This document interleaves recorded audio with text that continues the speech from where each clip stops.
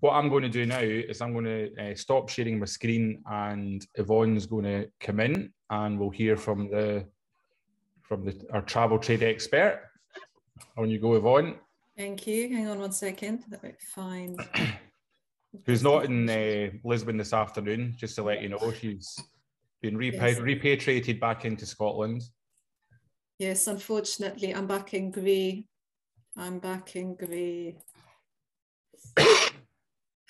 Edinburgh, right.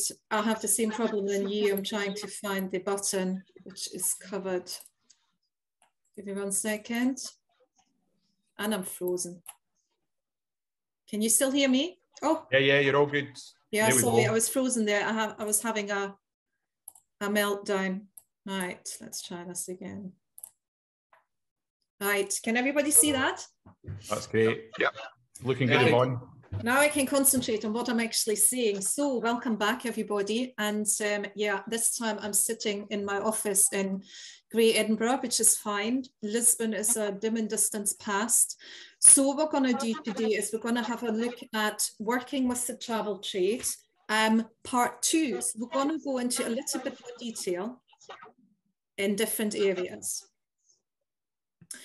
So different markets, of course, present different opportunities. So what I want to start off with is make a really clear divide between the domestic market and the international market, because I very strongly feel that you guys as business owners need to decide what you want to do, and I want you to have clarity around what the different aspects of that are.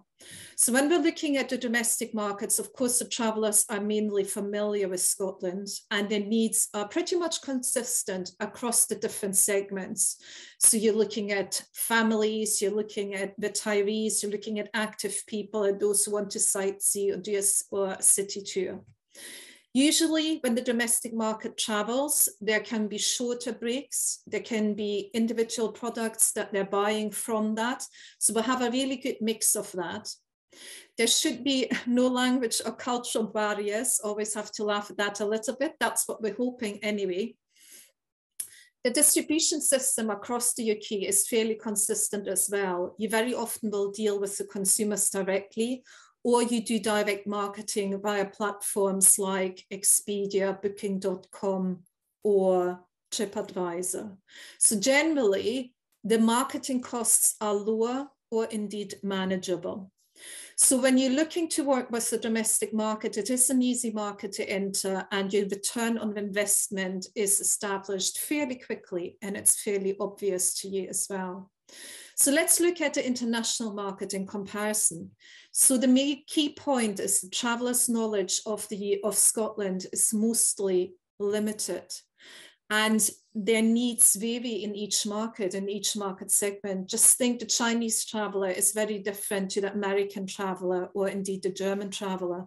So they all have slightly different expectations.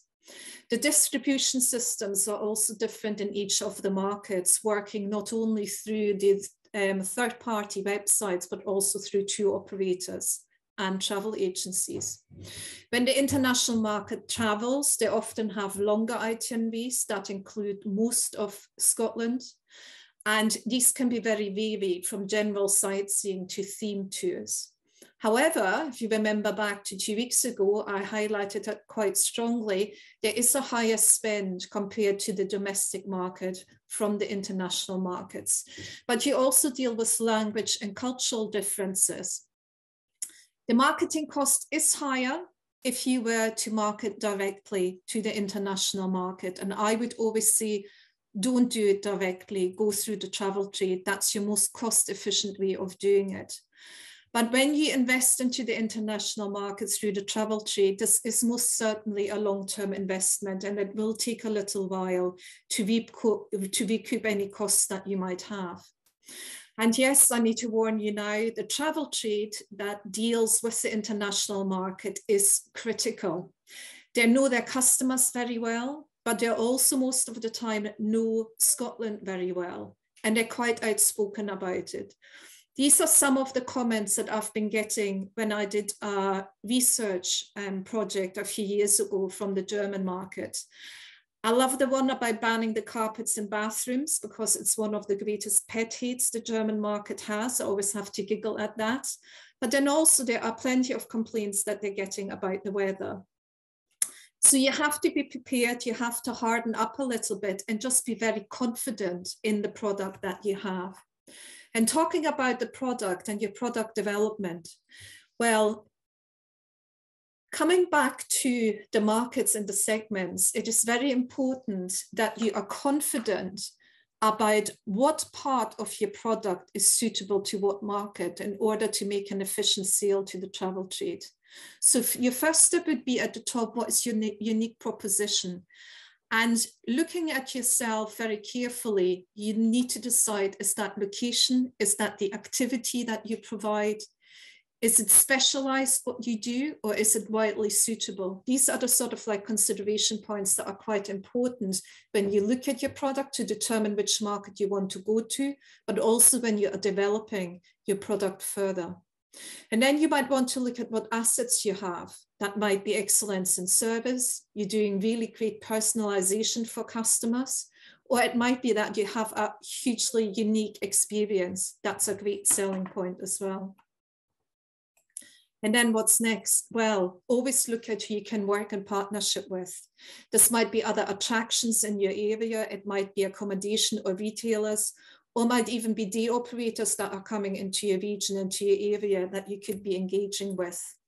And this is, what kind of customer do you want, is the most important question of all. After you regarded all these points that you narrowed down around yourself and you distilled your product down, what kind of customer do you actually want? Is it special interest that you're looking for? So is it, for example, high adrenaline, active people? Is it high-end customers that are after luxury and something that is really an unusual experience, but quite comfortable? Is it families? Is it FITs, so individuals, or is it groups? All these points of consideration need to go into your product development, but also then how to choose your market. And this is a slide I quickly want to run through again. I think I did that 2 weeks ago, but I think this is really important to look at what the travel distributors are looking for in a product. So of course, a quality product and experience that needs to be delivered consistently. They need reliability and efficiency and a high level of customer service. Helpful reservation staff always is good. They want to have clear and easy to understand collateral, especially online collateral. And they do expect you to understand the cultural needs of different markets. So for example, rip out those carpets of the bathrooms. Consistent commission and pricing policies that need to be taken into account, and then easy communication for the trade to communicate with you either by phone or email. And where you have a product that needs to be sold on request basis, because that's absolutely fine, just make sure you're really quick responding to any booking request. And this is another one we've done last week. Just as a little reminder, there's 2 ways the international trade will book their product. So it might be directly, they come to you directly and say, give me your product, or they will do it through a DMC. A DMC is a destination management company, and they're always based in Scotland or indeed in the UK. And the operators will always look at 4 key points. One is sellability. How popular will the product be? And therefore the program, can we actually sell it to the customers? The other one will be availability. Is this for individuals? Do you have a schedule that you run regularly? Or is it a group product that needs to be sold on request basis? Operational aspects are important, and then also the cost per platform, because remember, where a tour operator creates a new program, a new product, a new itinerary, that will cost them money. It brings them back to the saleability and how popular that program will be. Now we're moving swiftly on to the next dry bit of my presentation, which is the commercial requirements. Remember, you're getting slides sent to you in PDF format, so you don't need to take notes of that. But we're going through a list of requirements that are absolutely vital, and we will be delving a little bit deeper. So we said before, we need the trade rates. When we do online requests, we need to do a fast response, avoid the non-refundable deposit, do value for money, and have 1 point of contact for the trade. But here are some top tips when you start engaging with the travel trade. And here I wanted to look specifically at the DMCs, so the destination management companies. You might have heard of the ones I've listed here: Abbey Tours, Jack Travel, Angela Shanley Associates, McKinley Kidd, who very much specializes in self-drive tours for FITs, and Experience Scotland. They're just based outside Edinburgh, and they do high-end FIT programs as well as incentive trips. These are just some of the examples of companies that are based in Scotland and are really within easy reach of you if you're thinking of starting to engage with the travel trade. So I just leave the names up here. But when you're planning on working with the trade, you need to do your research first. Try and find out as much as possible about the company, what they do, what they offer, and how your product will fit into that. Then your next step would be to compile a sales kit with a product fact sheet. And we will be delving into this a little bit deeper in a minute. This can also include any brochures or images. Just put together a little bundle that might be of interest to the DMCs. Now, when you meet with them and you present your product, be always open to any ideas that they might have, because feedback is really important when you're looking at developing your product further, or you're looking to improve your product, but just basically make it work for the travel trade. You might even want to offer a variety of itineraries that include your product to sell your wider region, because you can't only sell your product, you always have to sell the region as well. And then you could suggest interesting ways that how you can package up your product with other experiences in the region to just kind of like complement the wider picture. And then when the time comes, update tour operators on new developments or changes to your product. I would always suggest try and send them an update at least 2 or 3 times a year, just to say to them, look, I'm still here. This is what sold really well this year. This has been really popular. This is a new product that we have developed, just to keep that conversation going. Now, the other point is you need to be mindful of consumer protection laws that the operators have to adhere to. There are some really strange laws in different countries. I can give you an example, the German law. In Germany, if you booked a package holiday through a tour operator, and even if you don't show on the day of departure, the tour operator cannot charge you 100%. I think, as far as I remember, it's 80% they can charge you. So the consumer will still get some money back. That is something that sometimes needs to be looked at, but the DMC will keep you right about that. They will do that when they look together at terms and conditions that they can apply to your product. And then I keep saying that, and I keep repeating it: provide the rates to allow commission or a discounted travel trade rate, and have very detailed terms and conditions that suit your business. The trade rates need to be set up at least 18 months in advance. This is just a little reminder again from last week. These are the discount guidelines I had given you at the time. I think the key that you're looking at roughly is the 20% mark, but there's always room for negotiation, so never be shy about that. Now let's have a look at a rate agreement and what you need to include when you put rates together for the travel trade. So first of all, you need to give them the rates. You need to give them the public rate that you have, but also the discounted net rate, so that they can see very clearly what the discount is and that they're being offered a discount. You also need to be very precise about your inclusions and exclusions. So if you're offering a tour, be very clear about what's included and be very clear about what's not included, because assumption is a terrible thing. So it's better to lay that out very, very clear. You also need to be very clear about your cancellation conditions, and that's in a way dictated by your business.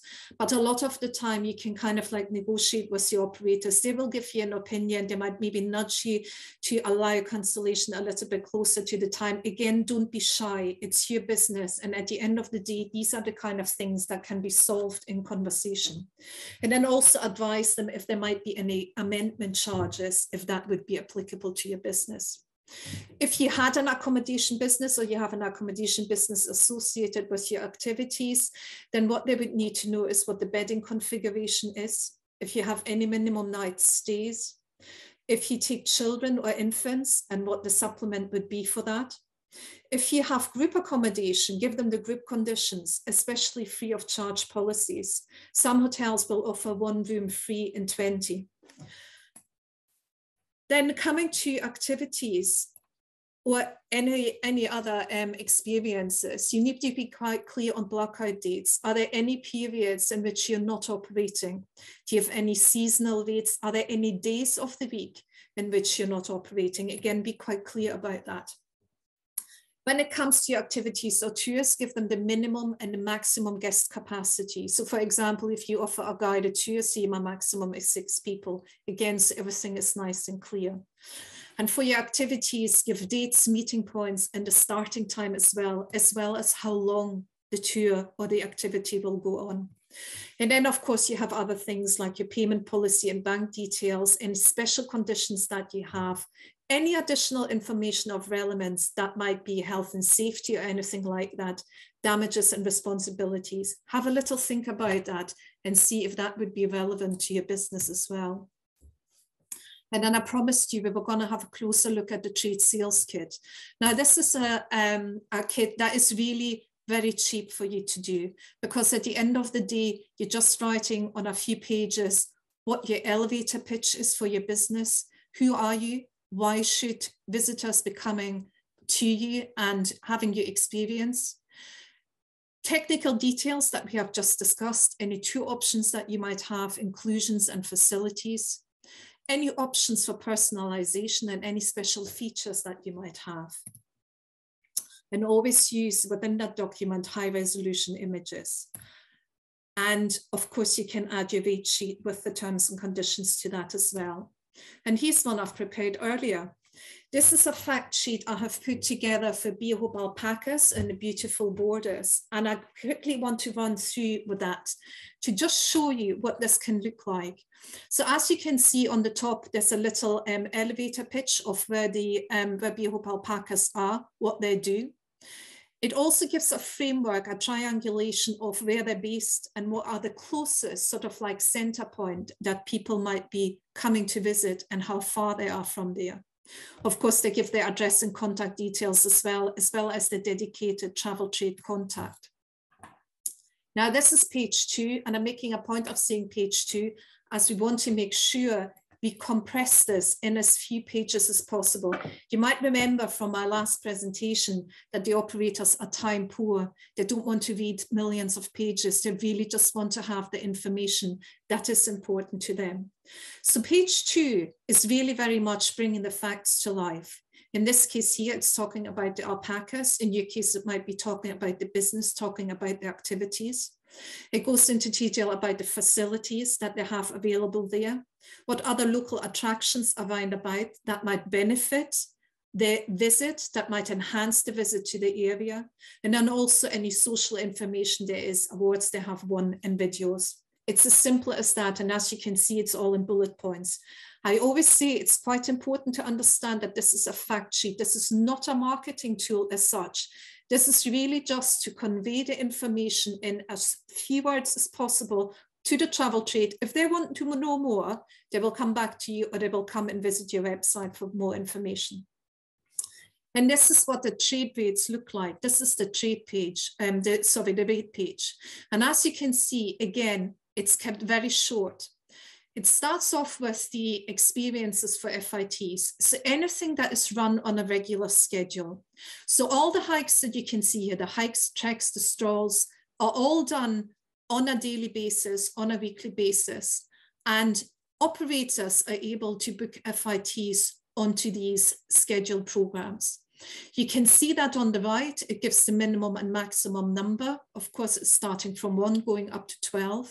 Yes, it can be booked online, but it also can be booked by email. So that's stated as well. And the nice thing for Biohope Alpaca is they can actually offer the travel trade a 10% commission on these FIT bookings.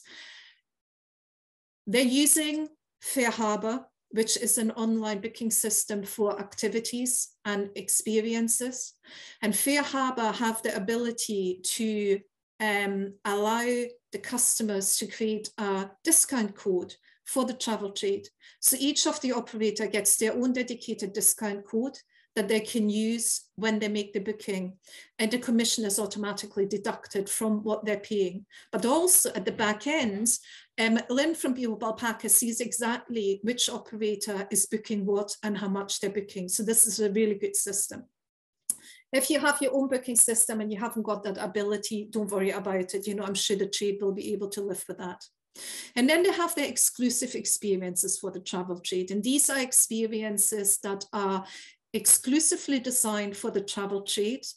They're specifically designed for groups. They can also be booked by individuals. And as you can see on the left, there is a short description of what the experience is. But then most importantly on the right, you have with the little ticks, how long is the tour? How long is the experience? Is it exclusive for a group? If a group books it, the answer is yes. The cost, and it's stated here quite clearly that that's the net price, so there's no further discount on that. How is it bookable? It's bookable by email, so it's an on-request product.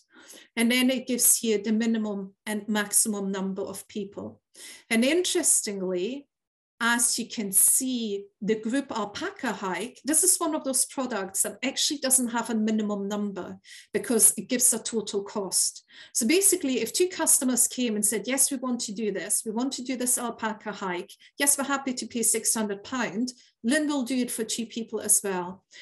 Costing it that way will give you the flexibility to offer a product at a higher price and say, well, if you're happy to pay for it, 2 people can come, but at the same time, it's suitable for 30 people as well. Then, of course, if you look at it per person, it will be cheaper.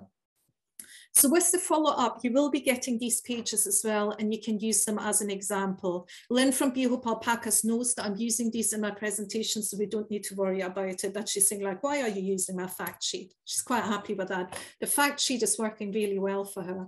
You know, and the fact sheet is used on so many different levels. It's something that you can share with Visit Scotland, to make them aware that your travel trade ready and what your product is, shared with your local DMC. And then if an operator gets in touch with you, that's what you send them, because it's a really good starting point and you're not overloading them with information. If you're then ready to take the next step and you are considering to attend any trade shows, for example, or you say, I'm heading to Edinburgh, I'm going to see a number of the DMC out there and I introduce them to my business, you might want to put together a sales presentation. And I always say pictures say more than 1,000 words.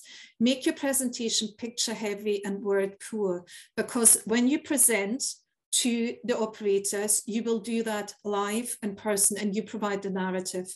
So you really need very few words on there because you're telling them what the pictures, what they're looking at. So make sure you tell a story, and in a way you're bringing your fact sheet to life. So always start with a fact sheet first and then build your sales presentation around it. And generally, just looking at attention span of the operators, try and stick to 8 minutes. I know it's funny, just trust me on that. It's a good time level because it allows, you know, for them to ask you questions as well, and you'd have a little bit of a chat with them. It is always helpful as well for you to have some destination information at hand or any itineraries. And you might think, oh my goodness, where do I get that from? It's actually quite easy. Again, speak to your local DMC. They might have that sort of information available, or speak to Visit Scotland as well.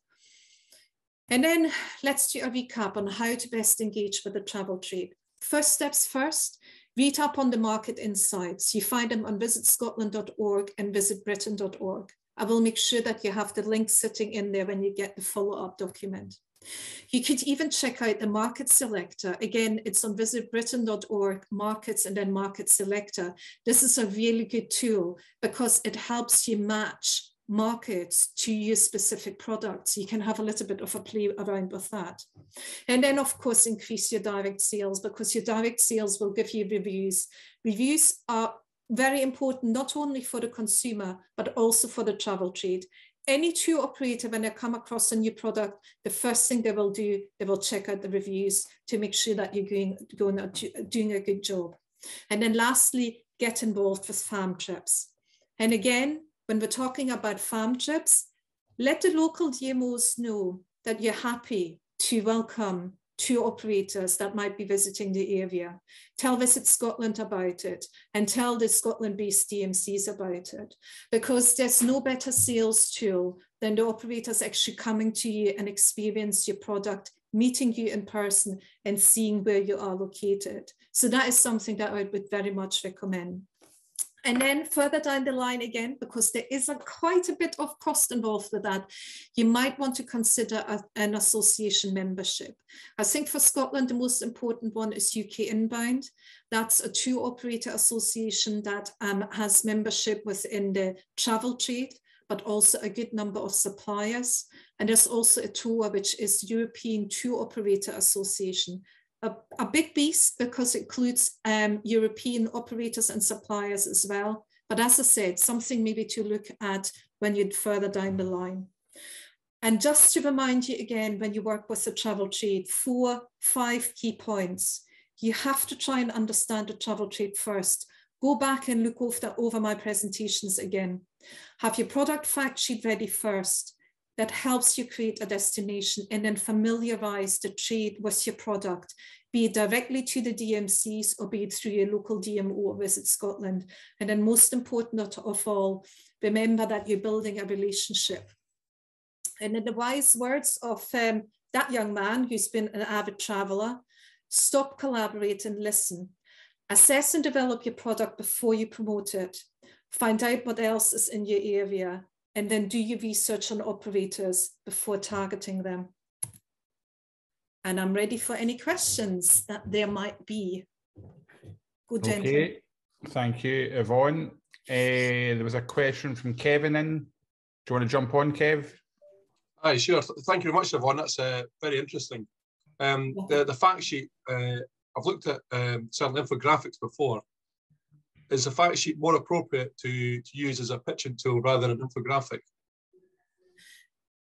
Do you know, it's actually, I wouldn't consider it to be an infographic because, you know, that fact sheet is basically a Word document. It's just a collation of information that you want to convey.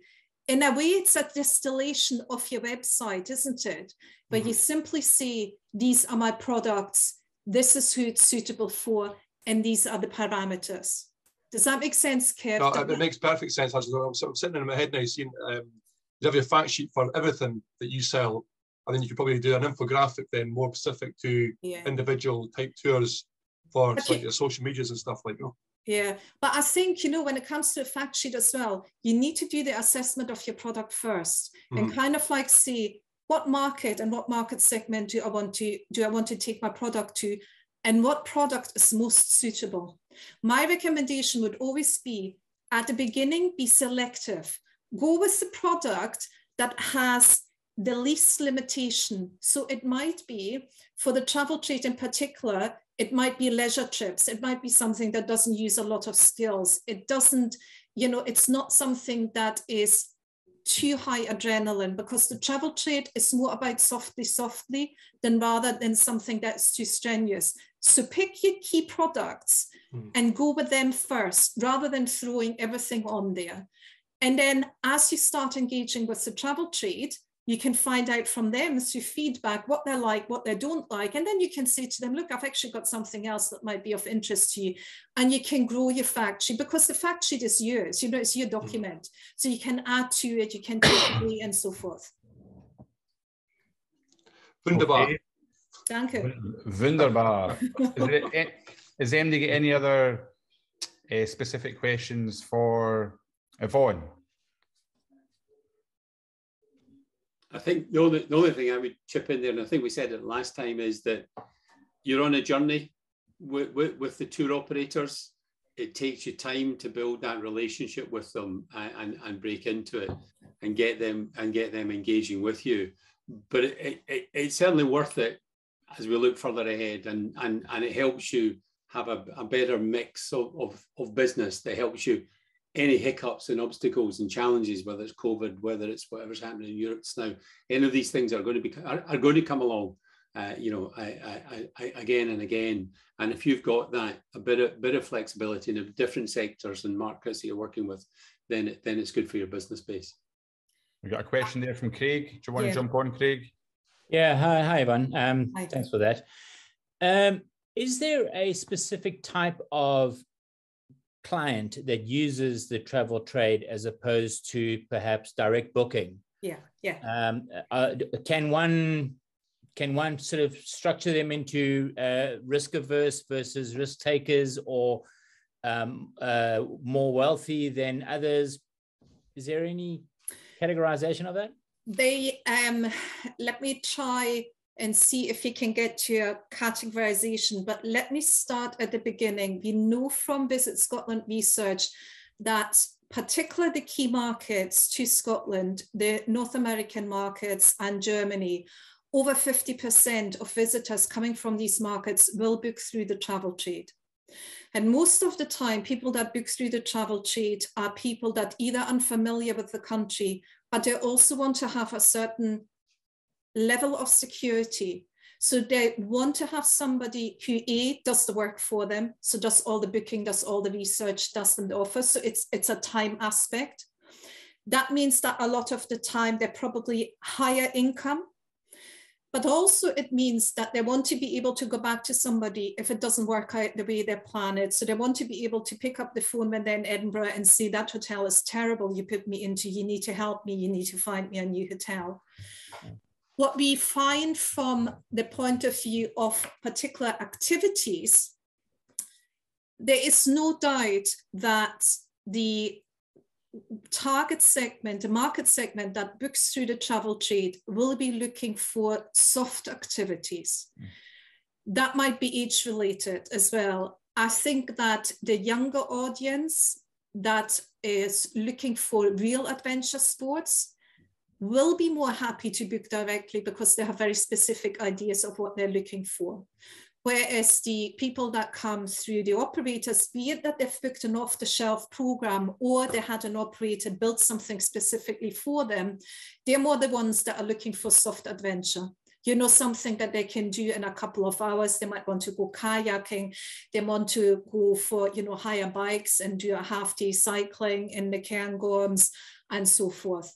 So that, I think, it's probably something that you need to consider when you think about your product and what of your product you can take to the travel trade, because think more in terms of soft activities than something that's too extreme. A little bit what I said to Kev before as well, that, you know, that is your sort of like target market. Yeah, that's great. Thank you very much. You're welcome. An interesting point there, Craig, as well, is that the work that we did, Yvonne helped us on it for the Marine Adventure Wildlife Tourism Strategy. We surveyed over 200 tour operators, both UK-based and internationally, and we got about something like a 25% return. And all of them, 100% of the response, they said that they include some form of outdoor activity in their programs.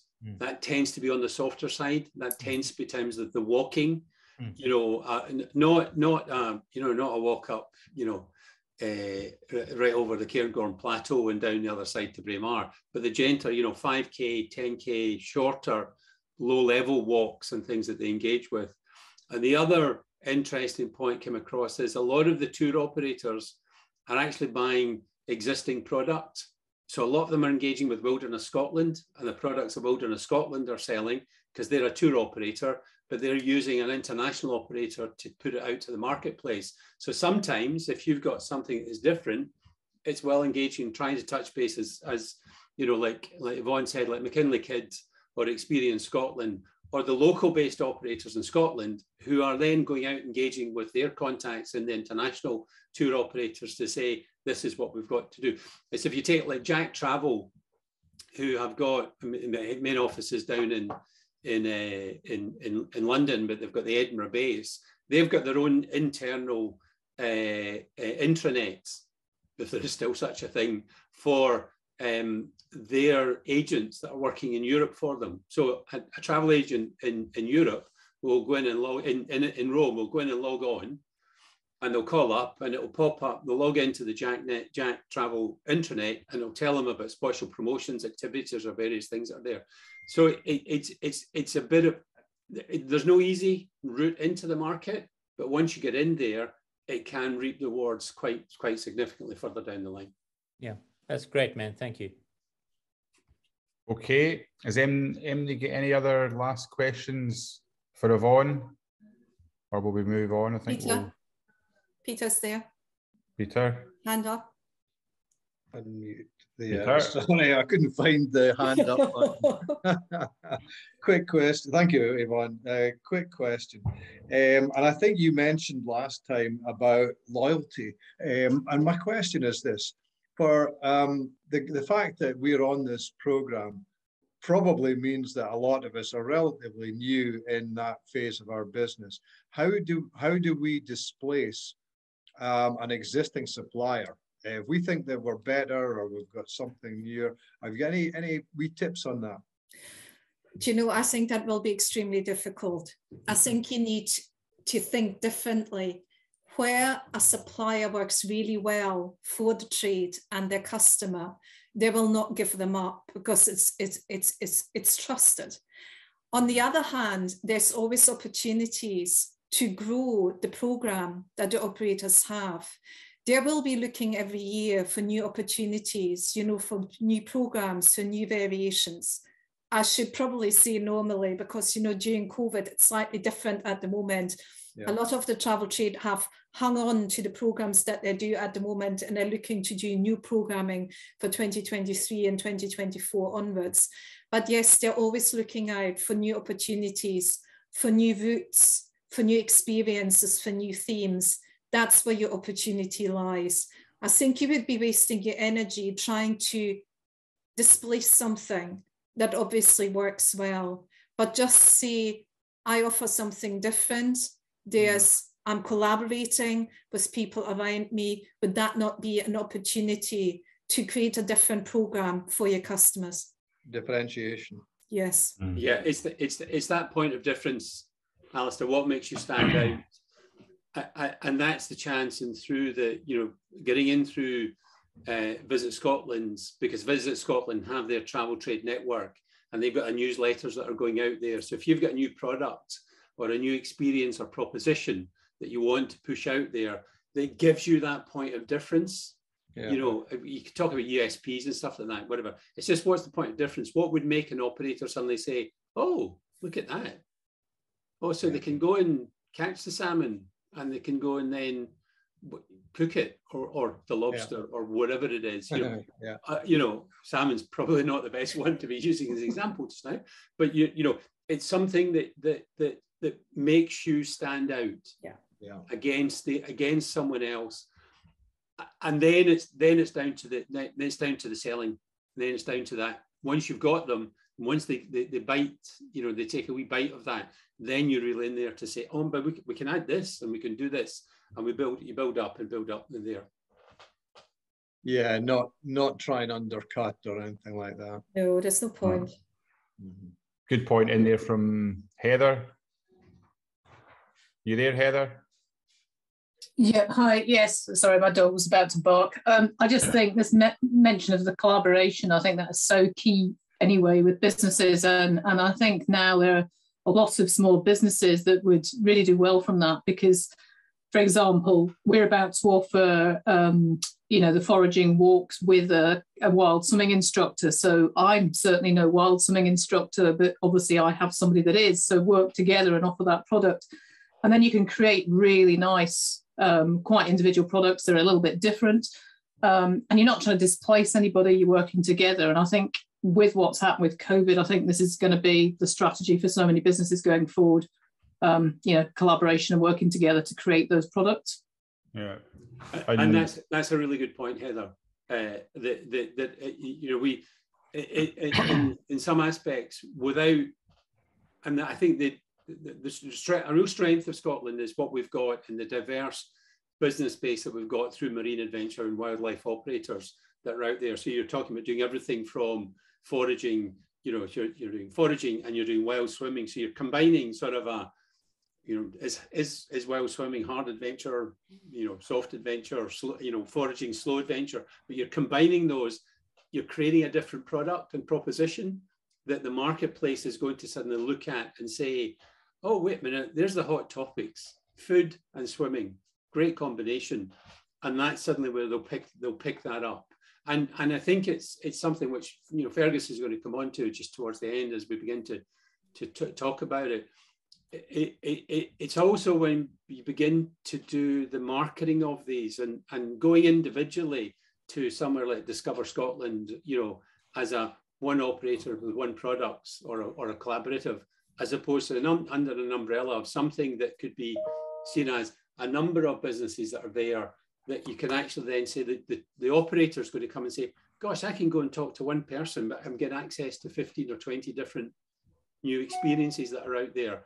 And I think that comes down to the collaboration, Heather, which is, you know, at the end of the day, whatever you picked up from working with us for the past 18 months or so, if you just get collaboration out of it, that's fantastic. Although everything else, I'm sure, has been pretty good.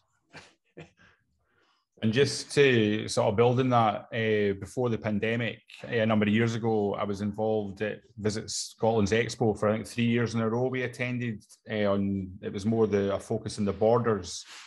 And what was clearly evident, yeah, there are trusted relationships that are already established and there's good product out there. But what the trade were looking for were new authentic experiences, because that's what their consumers are asking for. So it's not like they're just having to change things for the sake of things. The consumers are demanding the authentic, memorable experience. So the travel trade are trying to align themselves with having that on their product offer. And so I think that's an encouraging thing, that they're not just resting on their laurels. Okay, I think that's us. I'm going to just jump on again and share my... It's champagne time for Yvonne now. Champagne time for Yvonne. Sorry, Yvonne, sorry, thank you very much again for your input this afternoon. I'm going to stay on if that's okay. Yeah, sorry, so you're not leaving, right? Yeah, so you can, yeah. So let me just... The champagne's not cold yet. Is it? All right, okay. I'll share my screen. Okay.